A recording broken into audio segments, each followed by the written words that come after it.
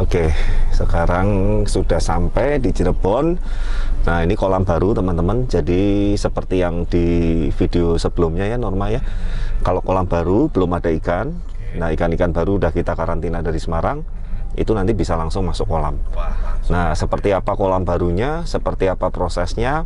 Nah, nanti kita sambil persiapan kita saksikan sama-sama ya. Yang pasti ikutin terus. Oke.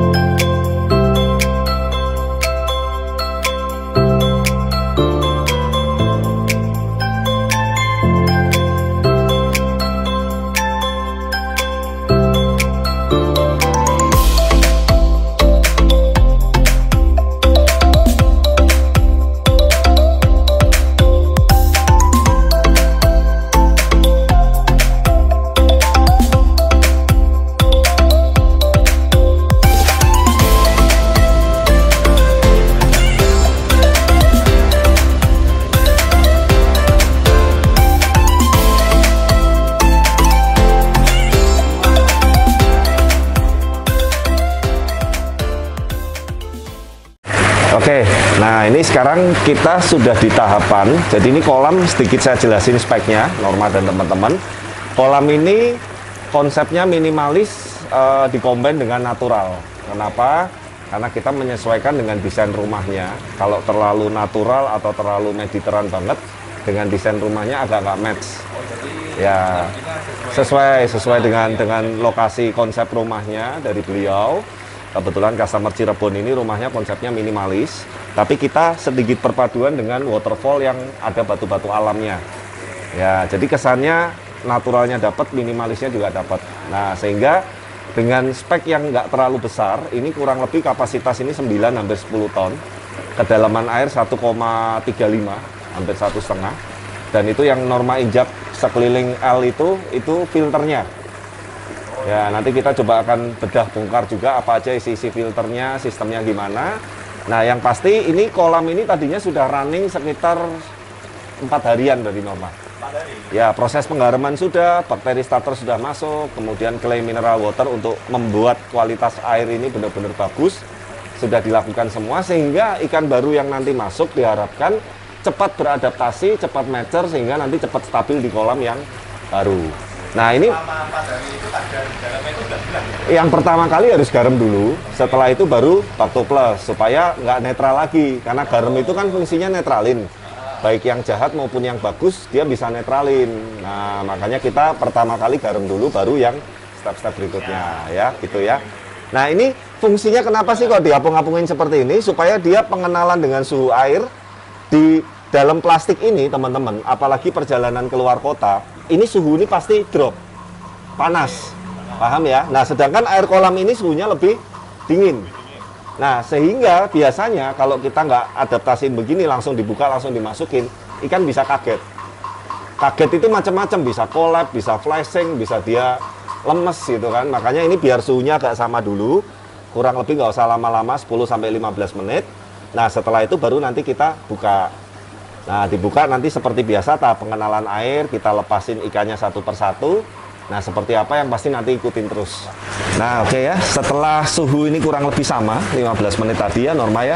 Nah, kemudian kita kantong plastik buka seperti biasa, teman-teman, panduannya seperti itu ya. Nah, kemudian ikan ini usahakan yang masuk ke kolam ikannya aja. Airnya jangan, ya pasti ada sedikit-sedikit karena air biasanya di kantong plastik packing perjalanan itu ada sisa-sisa kotoran, ada sisa-sisa lendir ikan gitu. Supaya kualitas air di kolamnya ini tetap bersih maksimal. Ya, ini ikannya macam-macam, nanti kita akan edukasi jenisnya ya, fotonya akan kita lampirin, ada import, ada lokal. Tapi yang lokal beliau ini milihnya yang sudah berprestasi. Visio ya, ini tadi Tancoko aku ikan pertama masuk. Ya, itu dari Sakai Farm. Kemudian ini ada ikan jenis satu lagi Kohaku, ini dari Isa Farm. Ini super red banget nih, ikan ini merah. Nanti waktu sudah di kolam kita review ya. Terus ini ikan ketiga ada Kohaku juga Sakura, ini dari Sakai Farm juga. Sakura itu yang pattern merahnya ceplok-ceplok. Ya, seperti bunga sakura di Jepang gitu istilahnya gitu. Ini baku lagi ya, ini dari Isafam. Oke, 4.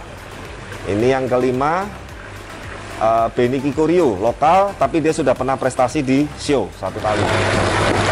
Nah, sekarang kantong yang selanjutnya ya teman-teman dan Norma. Yang pertama ada Beko. Beko itu seperti Siro tapi suminya lebih sedikit.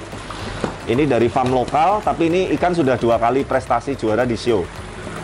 Ya, dan kebetulan 2 kali show berturut-turut, 2 kali dapat terus ikan ini. Ya. Ya.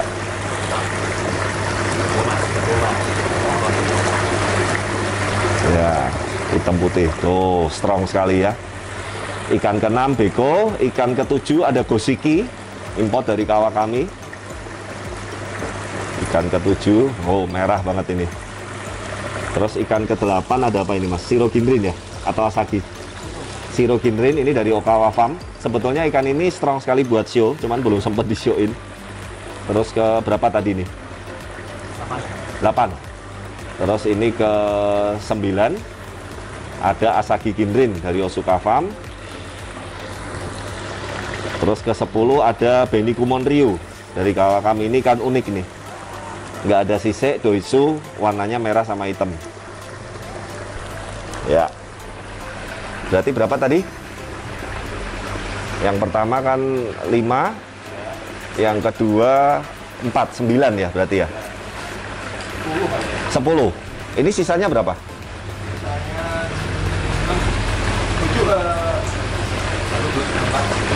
7 ya, berarti ini tadi 10.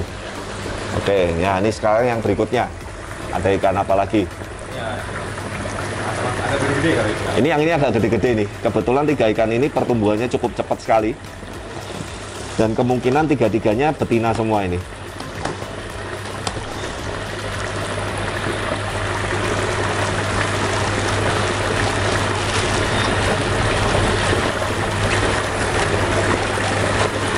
Kira-kira kapasitas sendiri?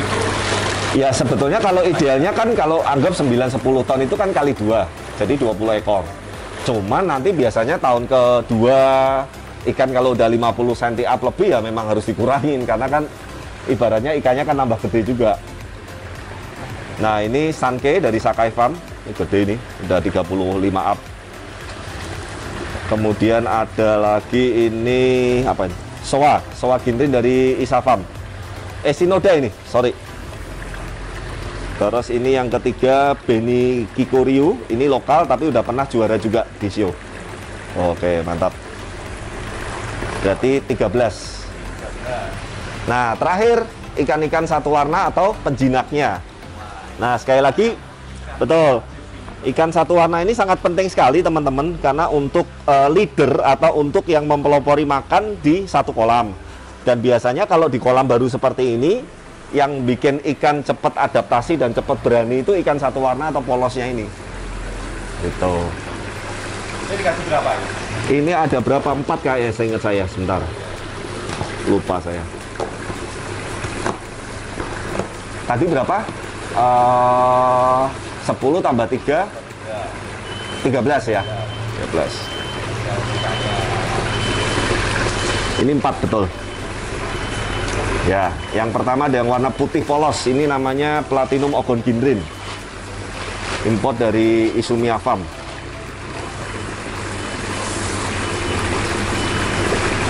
Ya, putih bling-bling. Kemudian ada Golden Con dari Taniguchi yang warna kuning. Ini sisiknya unik nih, nanti makin gede bisa makin kotak-kotak. Ya. Terus ikan ke-16 ada Soragoi warna silver perak ya. Ikan terakhir yang ke-17 Black Diamond Soragoi tapi yang karakternya gelap ya. Sip. Nah, oke, 17 ekor. Nah, biasanya teman-teman seperti kalau tahapan ikan awal ini biasanya dia akan malu-malu dulu lah istilahnya gitu. Nah ini kan tapi kalau dilihat ini sudah mulai berbaur. Nah kita tunggu sebentar, nanti sambil kita break kita tunggu sebentar. Ciri-cirinya nanti kalau sudah mulai agak adaptasi, dia mulai berenang-berenangnya mulai naik ke atas. Ini kan masih di dasar. Yes, sambil nanti kita kurangin airnya supaya agak turun sedikit. Ya. Oke, nah sekarang kita akan sedikit juga sekalian kita review sistem filter dan sirkulasi dari kolam ini ya, Norma ya. Nah ini sistem juga standar. Sekali lagi bentuk filter kita buat seperti ini supaya dengan estetika teras dan rumah ini bisa serasi, Norma. Dan nanti setelah kita tutup pakai kayu, ini kayu ulin yang kita finishing dengan cat coating dan warna agak supaya gelap, supaya kelihatan lebih glossy. Nah ini kalau kita tutup kan kita bisa duduk-duduk di atas filternya ini. Gitu ya. Nah yang pertama kita langsung mulai chamber 1. Chamber 1 itu kita isi mechanical namanya sikat brush. Ya, sikat brush ini adalah fungsinya untuk menyaring kotoran-kotoran yang hard, baik itu yang melayang maupun yang tenggelam, itu di tahap awal. Ini pemasangannya harus sampai padat apa? Ya, sebisa mungkin serapet sepadat mungkin lebih bagus. Karena kalau nanti semakin padat, semakin rapet, kesempatan kotoran yang untuk ke chamber berikutnya semakin kecil. Itu kan, teorinya seperti itu. Nah, sistemnya ini kita pakai dinding double wall istilahnya. Jadi kita cor double wall, dia sistemnya turun, air naik ke atas, turun lagi ke chamber berikutnya dan seterusnya. Ya, nah itu yang ngalir seperti itu. Kemarin ada yang sempat nanya, itu namanya booster skimmer. Nah, booster skimmer itu sistemnya fungsinya untuk membuat supaya skimmer atas ini sedotannya bisa kencang banget nih. Tuh, lihat Norma. Dikasih pompa lagi. Ya, dikasih pompa atau aerator dorongan yang sehingga fungsinya sedotan atau dorongan yang air pertama ini ke chamber 1 ini lebih kencang. Nah, sehingga kan Norma lihat ini kalau kotoran melayang ini masuk ke skimmer atas ini, dia pasti akan dengan cepat sekali keserap dan masuk ke situ. Itu otomatis nanti akan ketahan di situ semua seperti itu. Ya, nah sekarang kita masuk ke chamber kedua. Ini namanya mechanical juga, namanya jet mat. Busa biru. Nah, ini sebetulnya opsional, mau dikasih aerasi pelan, kita udah siapin bisa, enggak pun juga nggak apa-apa. Tuh, misalkan kita mau kasih aerasi pelan supaya dia bisa ada oksigen tambahan untuk pertumbuhan bakteri positif. Jadi bakteri yang di media itu untuk dia bisa ibaratnya bertumbuh butuh oksigen juga. Gitu. Tapi intinya sih ini nggak usah terlalu banyak-banyak karena kan untuk jet mat ini fungsi utamanya masih mirip dengan brush ini, hanya untuk menahan kotoran berat. Seperti itu. Nah, ini kalau kita tapi kalau kita matiin juga bisa, jadi kita sudah siapin semua. Makanya kita kalau bikin kolam ini beberapa opsi-opsi dan panel-panel yang diperlukan udah kita setting semua. Seperti itu. Nah, oke, sekarang chamber ketiga. Ini yang harganya paling mehong ini. Ya, ini tahu putih. Ya, atau BioCube. Ini fungsinya sebagai media biologis. Otomatis mayoritas pertumbuhan bakteri positif yang diperlukan untuk mengolah amoniak, nitrit dan segala macam ini fungsinya ada di sini. Ini udah rumah bakteri yang sebenarnya sangat di sini ya, rumah bakteri utamanya di sini di chamber ketiga. Nah, ini perlu aerasi pelan supaya 24 jam. Nah, nanti kalau mau bersihin suatu saat, tapi entah itu bisa 2 tahun dari sekarang, setahun dari sekarang, aerasinya kencengin pol. Dia kan akan mubal semua tuh, naik semua tuh kotoran-kotoran segala macam, matiin, semprotin dari atas, kita flash pakai itu. Nanti kita jelasin terakhir di bak kontrol. Nah, artinya sih itu tidak dilakukan setiap saat, apalagi setiap hari harus dibersihin, itu repot banget gitu loh. Jadi kolam yang kita buat itu maintenance-nya itu hanya mingguan, dan nanti maintenance besar itu biasanya tahunan. Itu. Jadi kita buat seperti itu. Nah, chamber keempat ini fungsinya adalah sebagai air bersih. Air bersih ini nanti yang balik ke kolam yang sudah bagus, sudah sehat untuk ikan koi dan bisa menjaga kualitas air di kolam ini supaya tetap celing. Nah, di sini finalnya di sini air bersihnya setelah melewati chamber ketiga biologis. Ada UV, ada pompa, ada panel untuk aerator yang ke kolam maupun yang ke tadi ke chamber. Nah, yang di sini teorinya nggak perlu di backwash karena ini sudah jadi air bersih gitu. Nah, yang terakhir, chamber yang terakhir ini namanya bak kontrol, teman-teman. Nah, bak kontrol inilah yang kita fungsinya untuk maintenance kolam ini. Nah, semuanya udah kita setting semua dari awal. Nah, ini kita udah kasih nomor chamber 1, chamber 2, chamber 3, chamber 4. Chamber 1 tadi yang sikat brush. Kalau mau maintain paling nanti sudah mulai makan normal ya, kita cabutnya pipa yang satu ini aja. Betul. Chamber 2 tadi yang isinya jet mat. Chamber 3 yang isinya tahu putih atau BioCube. Chamber keempat air bersih. Seperti itu. Enggak, hampir nggak pernah. Yang 3 sama 4 ini hampir nggak pernah. Kecuali case-case tertentu ya, misalkan amit-amit ikan sakit, satu kolam sakit, mau nggak mau harus disteril, nah itu perlu baru. Tapi itu sangat-sangat tidak anu. Nah ini kemudian aerator kita pakai LP100 Resun ya supaya awet dan kuat, karena kita memang sebetulnya merek ini kita pakai yang equipment kolam yang sudah kita uji, yang sudah jangka panjang. Ya ini sampai 3 tahun ke depan masih awet sekali. Nah ada lagi satu pompa itu nanti untuk backwash. Jadi karena ini fungsi kolamnya ini letaknya ini lebih rendah dari lebih rendah daripada got kedalamannya, selokannya. Nah kita bantu pakai pompa manual. Waktu kita backwash kita tinggal nyalain. Nah ini kita terakhir nih di sini kita udah siapin juga. Jadi semuanya rapi Norma. Ini kontrol panel-panel kelistrikan di sini semua. Ya jadi ini mungkin kalau di shoot agak nantilah kita pakai sinematiknya ya. Sinematiknya nanti di shoot. Intinya di sini panel-panel kelistrikan, UV, lampu, pompa backwash itu sudah kita siapin semua.